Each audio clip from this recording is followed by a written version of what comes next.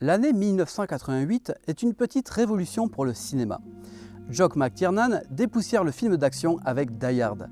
Robert Zemeckis mélange acteurs et personnages de dessins animés dans Qui veut la peau de Roger Rabbit. Tim Burton impose son univers macabre avec Beetlejuice. Et le film Bagdad Café de Percy Adlon triomphe dans nos salles françaises.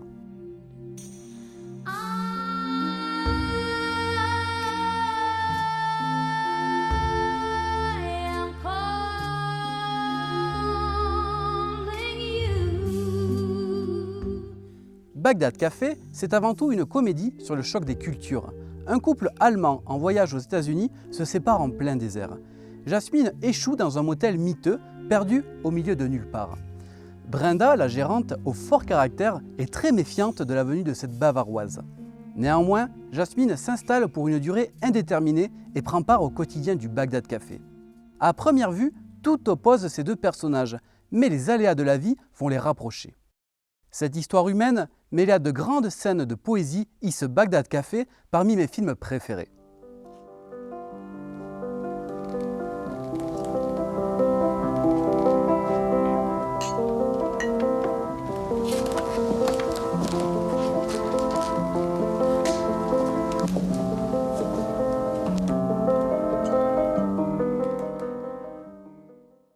Nous sommes en 1986. Cela fait maintenant un an que la route 66 est officiellement déclassée. Une tragédie pour les commerces et villages qui vivaient de sa fréquentation. Percy Adlon et sa femme sont en repérage dans le désert californien Mojave, situé à l'ouest de la route 66 et à proximité de Las Vegas. Le couple est alors intrigué par un mystérieux rayon situé au-dessus d'une centrale solaire. Cette vision, venue du ciel, motive alors Percy Adlon à prendre la première sortie en direction du Sidewinder Café, café qui deviendra donc le Bagdad Café pour le film. Bagdad Café, c'est aussi une certaine image des États-Unis, et plus précisément le mythe de la route 66. Une route de 4000 km au bord de laquelle le temps semble s'être arrêté aux années 50. Une route parsemée d'hôtels et de diners parfois abandonnés. Le réalisateur Percy Adlon, le chef décorateur Bernan Amadeus Capra et le chef opérateur Bernard Heinel ont su parfaitement retranscrire cette ambiance si particulière qui m'a toujours fait rêver. Nous sommes projetés dans un univers authentique, envahi par le sable et la rouille, le tout sous une chaleur écrasante.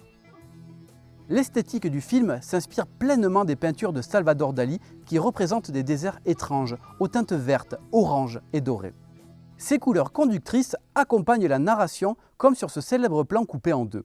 À gauche, nous avons le quotidien triste de Brenda, avec une teinte plutôt sale.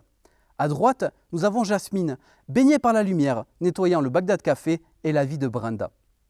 On retrouve également cette idée dans d'autres plans où Jasmine est teintée de jaune. Une comparaison aux rayons du soleil. Cet effet est le résultat d'une gélatine colorée habilement placée sur la vitre.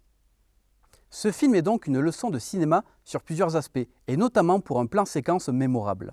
Une prise de presque 2 minutes sans coupure. Le travail du caméraman étant particulièrement physique, Percy Adlon eut l'idée d'alléger les angles de vue de certaines séquences. Une tâche pas si simple qui nécessite de repenser la position des acteurs et de la caméra.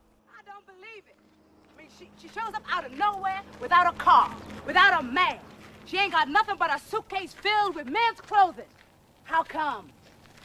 How come she acts so funny, like she was gonna stay here forever? And with no clothes? No, I don't like it. It don't make no sense at all. No. L'ambiance du film, c'est aussi le titre culte Calling You, un cri de solitude interprété par Jevetta Steele. Calling You est justement né d'une rupture, celle de son compositeur Bob Telson. Reclus, ce dernier tente désespérément de contacter sa compagne par téléphone, mais celle-ci ne répond pas. Il va prendre 10 minutes cette nuit-là pour écrire les paroles.